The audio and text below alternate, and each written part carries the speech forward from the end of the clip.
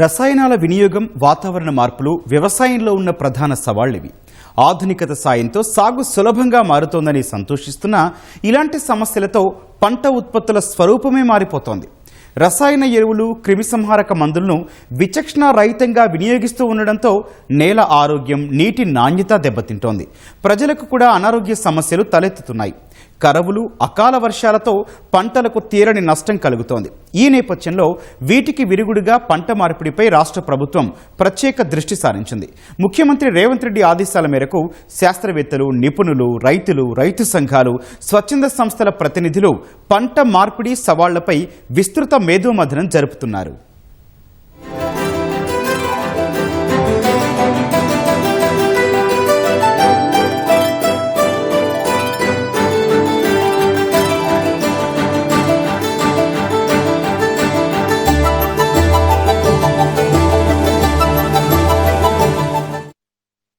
కాలంతో పాటు వస్తోన్న మార్పులకు అనుగుణంగా వ్యవసాయ స్వరూపాన్ని మార్చేందుకు రాష్ట్ర ప్రభుత్వం సిద్ధమైంది.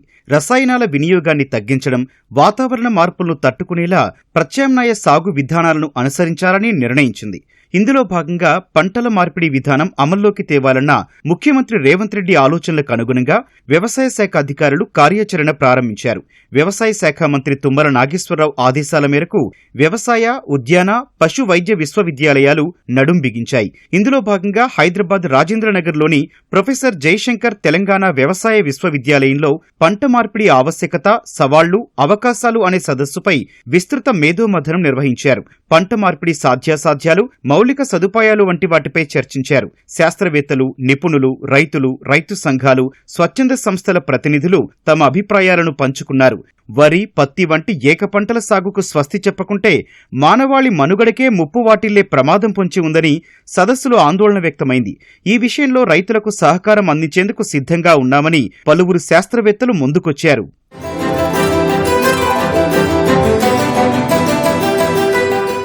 రబీ చాలా షార్ట్ డ్యూరేషన్ వేసేవాళ్ళం.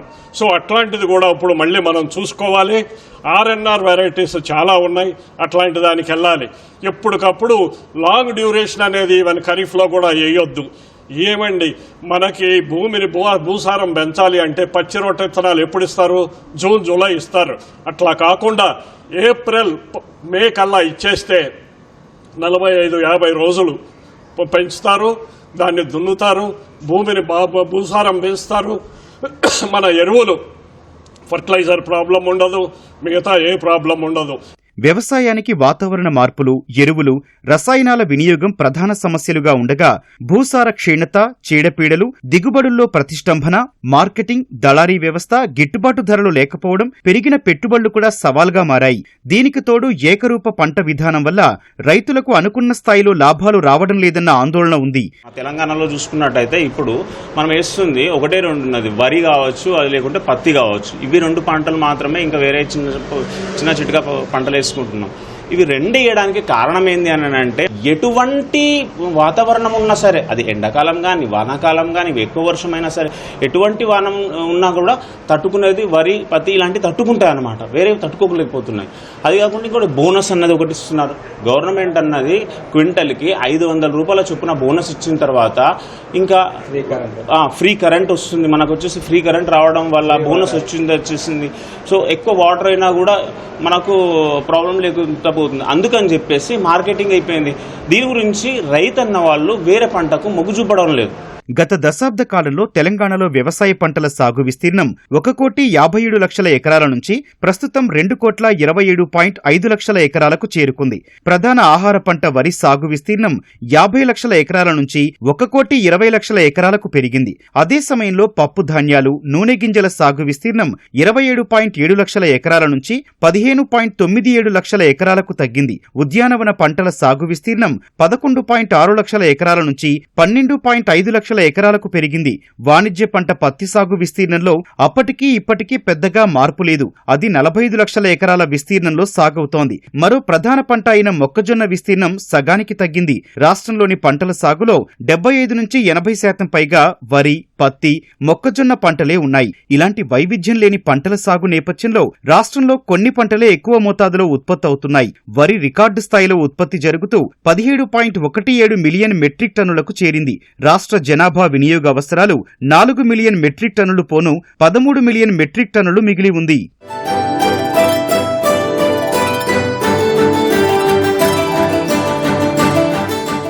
పంట మార్పిడి అనేది అసలు భూమికి లాభం. మా భూములు కూడా నిస్సారం అయిపోయింది.